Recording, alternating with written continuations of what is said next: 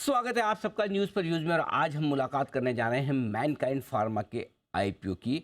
आज से इस कंपनी का आईपीओ खुला है। पहले मैं ज़रा आपको जानकारी दे दूं कंपनी के बारे में।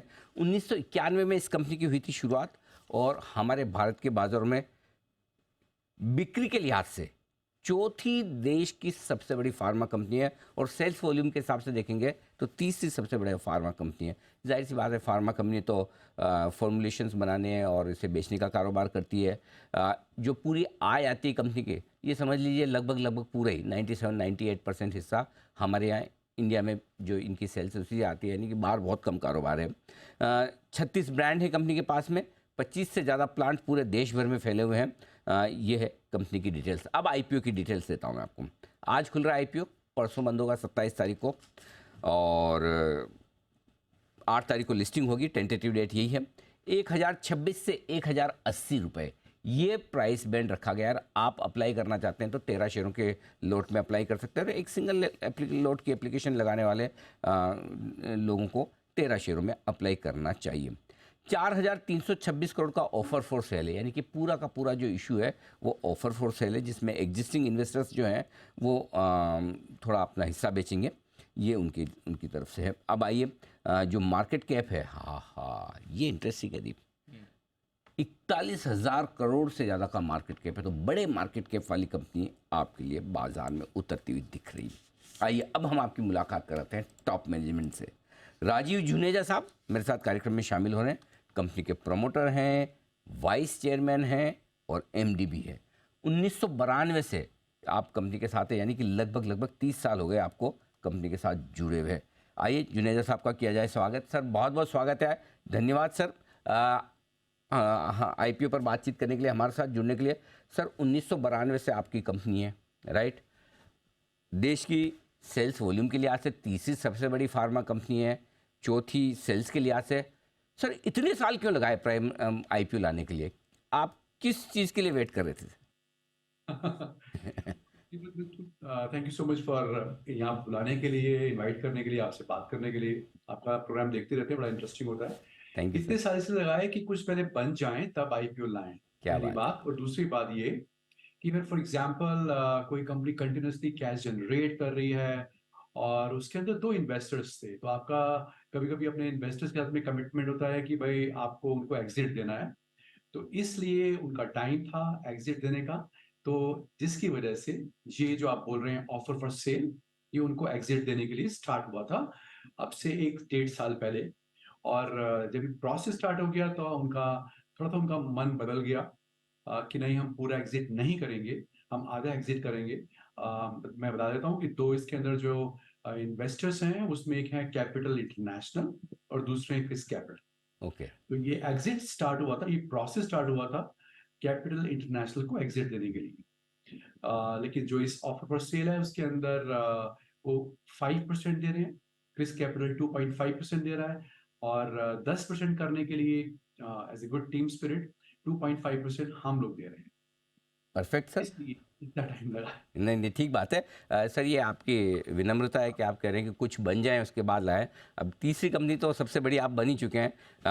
इतना लंबा इंतजार भी निवेशकों को ना कराएं कि पहली कंपनी बनने के बाद लाएं। लेकिन सर एक और इंटरेस्टिंग चीज़ जो आपके बारे में पढ़ रहा था, जो आमतौर पर जब भी है ना वो कंपनी का बैकग्राउंड आता है, प्रोमोटर्स का बैकग्राउंड आता है, तो बड़ी क्वालिफिकेशन और सारा एक्सपीरियंस ये सब लिखा होता है। आपके कोई क्वालिफिकेशन लिखी हुई नहीं है आपके डीआरएचपी में। तो मैं बड़ा सरप्राइज था कि एक कोई बिना डॉक्टरेट वाली डिग्री लिए या फार्मा से रिलेटेड कोई डिग्री लिए बगैर, या तो आपने लिए लिखी नहीं, या अगर नहीं लिए तो फिर इस लेवल की कंपनी, इतनी बड़ी कंपनी आपने बनाई कैसे? कहाँ से ख्याल आया कि मुझे ये बिजनेस करना चाहिए और इतनी बड़ी कंपनी में बना सकता हूँ? तो इसमें मैं करेक्शन करता हूँ, ये कंपनी जो स्टार्ट करी है वो मेरे बड़े भाई ने करी है, जी। जिसका नाम है रमेश जुनेजा, जो चेयरमैन है। जी। हम उनके पीछे ही चले हैं बस, और जैसा फैमिली में होता है। और वो काम करते थे लुपिन लेबोरेटरीज में एज ए मैनेजर। ओके। उन्होंने छोड़ा, और 95 में, आई शुड करेक्ट यू, 95 में कंपनी स्टार्ट करी गई थी। इसका इनकॉर्पोरेशन हो सकता है 91 में हुआ था, लेकिन 95 में इनको स्टार्ट किया था 50 लाख रुपए की कैपिटल से। हम्म। और मैं कॉलेज ड्रॉप आउट हूँ, इसलिए मेरी क्वालिफिकेशन नहीं लिखी हुई है, नहीं लिखनी चाहिए लोगों की। मैं काम करता था एक सही में मेडिकल। सीरियसली? हाँ मतलब जी। नहीं, कह नहीं सकता आपको देख के कोई, और जिस हिसाब से, जिस कॉन्फिडेंस से आपका बिजनेस पे कंट्रोल है, नॉलेज है, समझ है। सर तो बताइए सर, ये कैसे हुआ? ये बहुत इंटरेस्टिंग चीज़ है।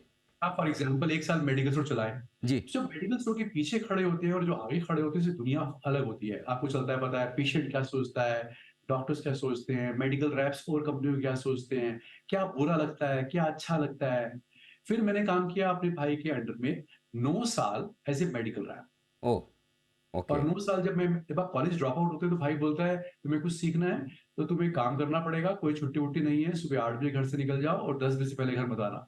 अच्छा। तो 9 साल मैंने ऐसे काम किया and he was very, very strict. तो कभी-कभी कुछ बातें ऐसी होती हैं जो आपको पसंद नहीं आती, चाहे वो मेडिकल स्टोर पे बैठना पसंद नहीं था, सफाई करना, उसकी झाड़ू लगाना पसंद नहीं था, बट कुछ चीज़ें ऐसी होती हैं जो आपको पसंद नहीं होती, बाद में आपको बड़ी काम आती है। ये दुनिया हुँ, का दस्तूर है कि जब सही है। सक्सेसफुल बन जाते हैं तो हम बात करते हैं अपने स्ट्रगल की, लेकिन जब टाइम स्ट्रगल का होता है तो उससे भागते हैं। बिल्कुल सही हम बात है सर। मुझे भी लगता है, मतलब सबसे ज़्यादा मजबूत सब्जेक्ट स्कूल में वही रहता है जिसके टीचर बड़े स्ट्रिक्ट होते हैं, जो हम उस समय नापसंद करते थे कि ये बिल्कुल, टीचर बड़े स्ट्रिक्ट, होमवर्क ना करो तो बड़ी डांट लग जाती है, और पढ़ाते भी बहुत ज़रूरत से ज़्यादा है, लेकिन वही सब्जेक्ट आपके मजबूत हो जाते हैं। बड़ा इंटरेस्टिंग, और आपने एकदम परफेक्ट एग्जाम्पल दिया। अब आइए सर, थोड़े आईपीओ के बारे में बातचीत करते हैं। आपकी पोस्ट आईपीओ 76.5% रहेगी स्टेक, यानी 1.5% जो सेबी की थ्रेशोल्ड लिमिट है उससे थोड़ी सी ज़्यादा। तो आगे चलते हुए ये भी घटानी पड़ेगी, कब तक घटाना होगा सर? रूल के हिसाब से 3 साल के अंदर करना पड़ता है, हुँ, जो कर देता है। ठीक। 76.5 से 75 के अंडर में आना होता है आपको। 3 साल ये का समय है, अभी कोई जल्दी नहीं है, राइट? हाँ जी। अच्छा अच्छा सर, अभी एक चीज़ और जो मैं जानना चाहता हूँ कि अभी तक आपका पूरा फ़ोकस जो है वो इंडियन मार्केट्स पे है, राइट? 97-98% आपका रेवेन्यू यहीं से आ रहा है। यही फ़ोकस रहने वाला है, या अब आईपीओ के बाद आप इंटरनेशनल मार्केट में भी थोड़ा कुछ बड़ा करने की सोच रहे हैं? अगर आप कहानी सुने मैनकाइंड की, तो मैनकाइंड कहानी ऐसी है कि 95 में जब हमने स्टार्ट किया था, हुँ, हुँ। हमारे पास जब पैसे कम होते हैं ना आदमी के पास, तो उसके पास दिमाग बहुत चलता है। जब पैसे ज़्यादा होते हैं, दिमाग कम चलता बिल्कुल सही है सर, 100%, है। 100%। ये भैया, कंपनी पैसा आने के बाद अपने आप को खुद समझदार समझने लगते हैं लोग। तो कंपनी को हमने स्टार्ट किया बॉटम अप, गाँव से, छोटे शहरों से स्टार्ट किया। हमने बोला कि यहाँ पर जो रिप्रेजेंटेशन है बड़ी कंपनियों का नहीं है। ये जर्नी हमारी है। और एक बात ध्यान रखिए कि जिस भी जगह पर जाएँगे, आपको भी 27 साल पुरानी कंपनी है, तो 27 साल पुरानी हम यूपी में हैं। 26 साल पुराने हम पंजाब हरियाणा में होंगे।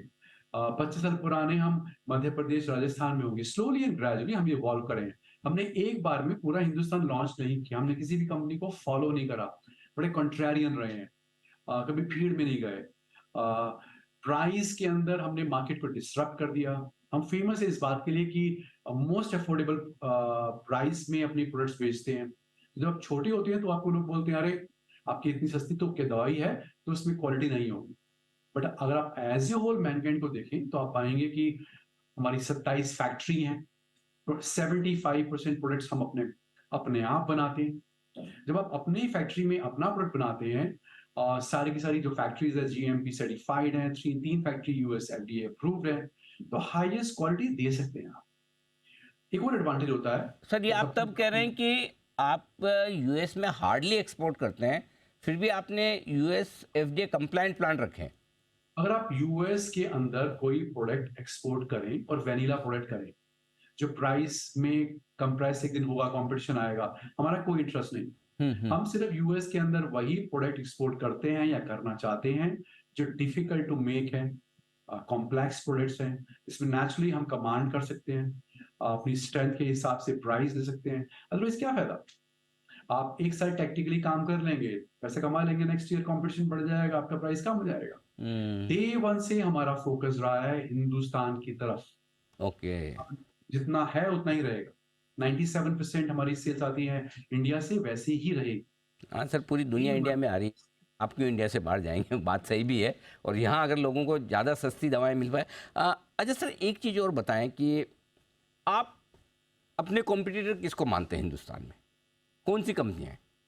बड़ी यूनिक कंपनी, हम इसको अपना कंपटीशन में किसी को मानते नहीं। आप सुनिए हाँ, कैसे हाँ। नहीं मानते हम लोग। कितनी कंपनीज ऐसी हैं जिनके पास कंज्यूमर डिवीजन भी है, हुँ, और कंज्यूमर डिवीजन कहने के लिए नहीं है। उसमें मैनफोर्स कॉन्डोम जो इंडिया का नंबर 1 ब्रांड है, वो भी है कॉन्डोम्स के अंदर।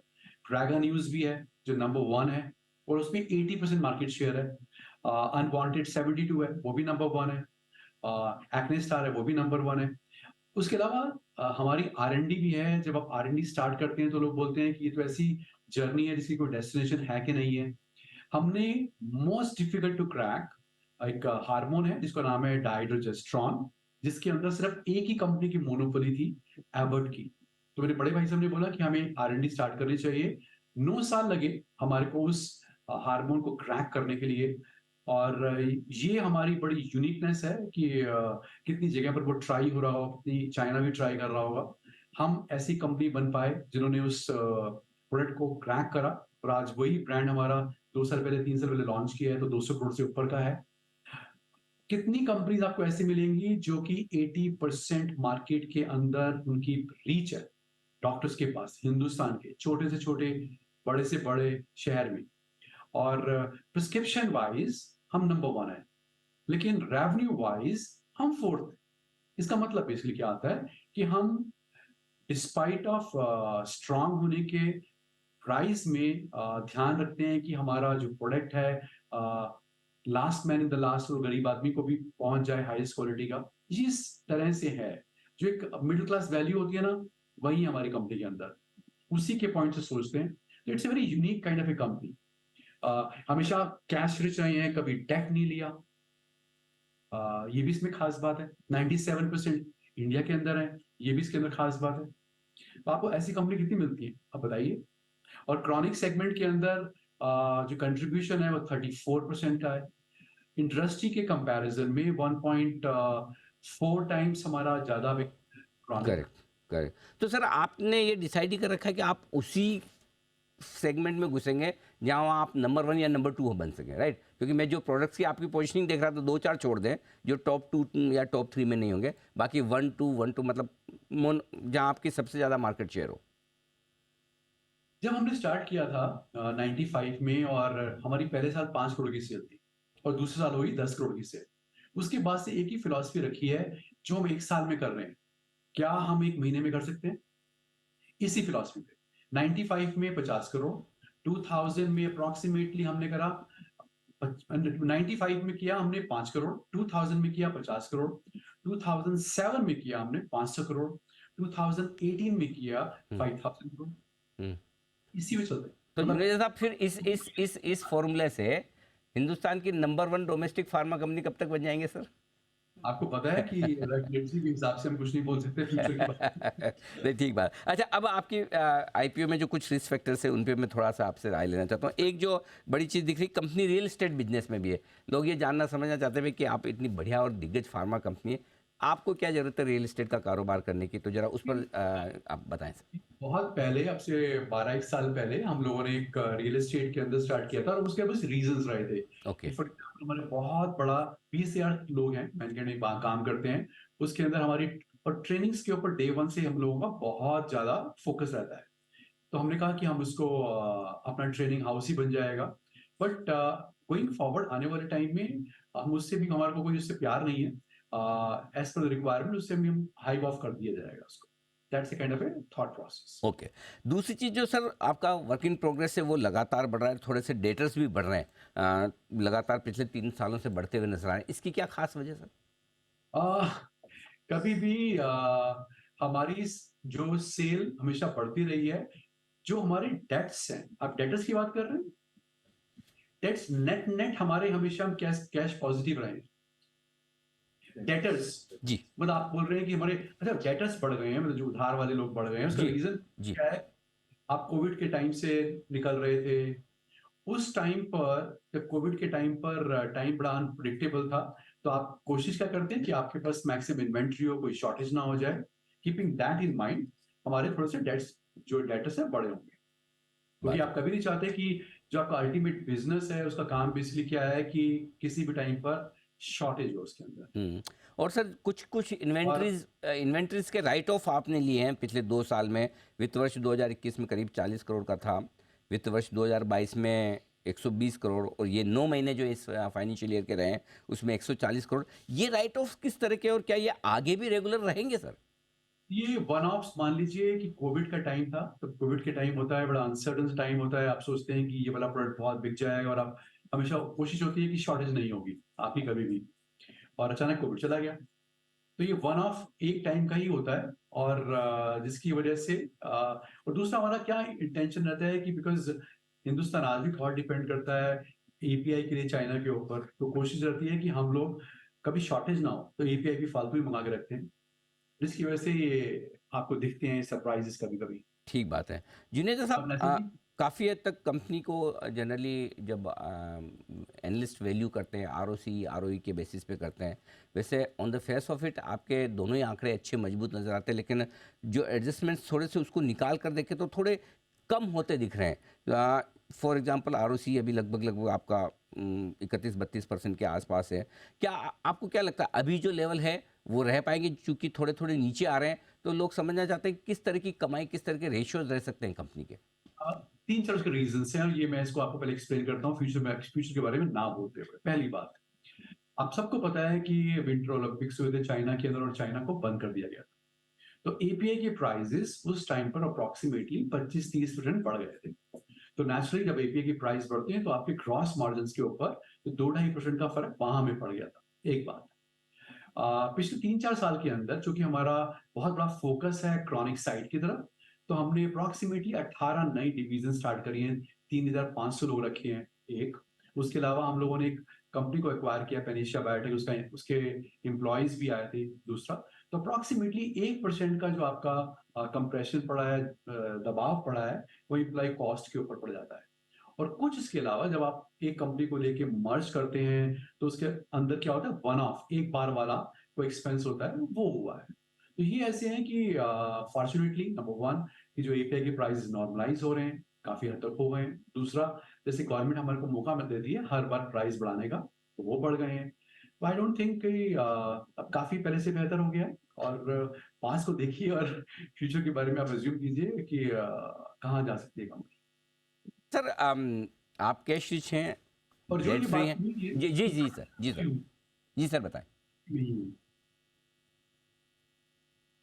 ओके। आप कैश रिच हैं, कैश फ्लो आपके पॉजिटिव हैं। हाल ही में आपने एक एक्विजिशन भी किया था पेनेशे के बिजनेस का। ये बताएं सर, आगे इरादा क्या है? आपके 30 से ज़्यादा प्लांट ऑलरेडी हैं। ऑर्गेनिक ग्रोथ ही रखनी है, या अब साइज बड़ी करने के लिए आज से आप कुछ और एक्विजिशंस भी करेंगे, कि दोनों तरह से करेंगे? क्या क्या विचार है आपका? देखो सिंपल सी स्ट्रेटेजी है जी। अब हमारी फिलॉसफी पास की क्या रही है, हमेशा ऑर्गेनिक ही हमने ग्रो करा है। लेकिन हमें फर्स्ट टाइम हमने पेनिशिया बायोटेक को लिया, उसके रीजंस हैं कि उसका ग्रॉस मार्जिन्स हमसे ज़्यादा था, नंबर 1। नंबर सेकंड, उसके पास क्रॉनिक सेगमेंट के वो सब प्रोडक्ट्स थे जो हमारे पास नहीं थे। तो जब भी आप कोई कंपनी एक्वायर करते हैं तो ये देखते हैं कि वो कंपनी आपकी कंपनी में आने के बाद वैल्यू एडिशन करती है कि नहीं करती। तो उसने सब तरफ से वैल्यू एडिशन किया। उनके पास एक पेटेंट प्रोडक्ट है, सिटकॉम, वो हमें मिल गया। उनके पास एक एंटी डायबिटिक प्रोडक्ट है, ग्लाइसिड, जो रैंकिंग नंबर 2 पर है, वो हमें मिल गया। इसके अलावा जो उनका बहुत ही नीश एक थेरेपी एरिया है, ट्रांसप्लांट बिज़नेस। आप सोचिए कि हिंदुस्तान के अंदर 2000 डॉक्टर्स होंगे जो ऑर्गन ट्रांसप्लांट कर सकते हैं। उसमें से 400-500 डॉक्टर्स ऐसे होंगे जो मैक्सिमम काम करते हैं। वो डॉक्टर्स बहुत ही नीश हैं, और उनका वो बहुत बड़ा एरिया है, जिसकी वजह से हमने इसको लिया है। और जैसे ही अब इसकी जो मैन्युफैक्चरिंग है हमारे पास धीरे-धीरे आ रही है, तो हमारे ग्रॉस मार्जिन्स और बढ़ जाएँगे। गोइंग फॉरवर्ड हमारा एम क्या है, क्या चाहते हैं? नेचुरली अगर हमें मौका लगेगा अ एम&ए का, और जो वैल्यू एडिशन होगा, कंसीडर ज़रूर करेंगे।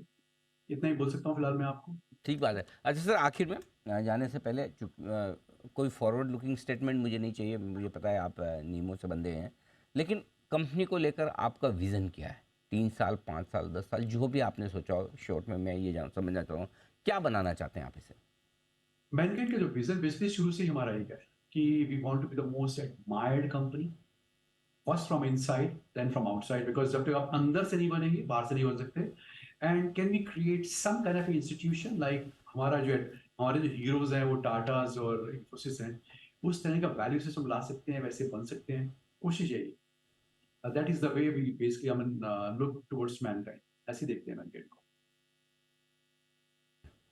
सर मज़ा आ गया आपसे बात करके और विज़न समझ के कंपनी के बारे में सुन के और समझ के मतलब ये बहुत बड़ी और इंटरेस्टिंग चीज़ है कि बिना किसी बड़ी क्वालिफिकेशन के, और आप खुद कह रहे हैं कि कॉलेज ड्रॉप आउट होने के बावजूद आपने, आपके भाई साहब ने, सबने मिलके इस तरह की कंपनी बनाई है। हेड्स ऑफ सर, बहुत बहुत बधाई हमारी स्वीकार करें और आपको, आपकी पूरी टीम को बहुत बहुत शुभकामनाएं। आज से आपका आईपीओ खुला है। उम्मीद करते हैं कि जिस तरह की आपकी कंपनी की अब तक की परफॉर्मेंस रही आईपीओ की, और आगे कैपिटल मार्केट में जो आपकी इनिंग शुरू होने जा रही है उस वो भी वैसी ही दमदार रहे। धन्यवाद सर हमें समय देने के लिए, और एक बार फिर से आपको शुभकामनाएं।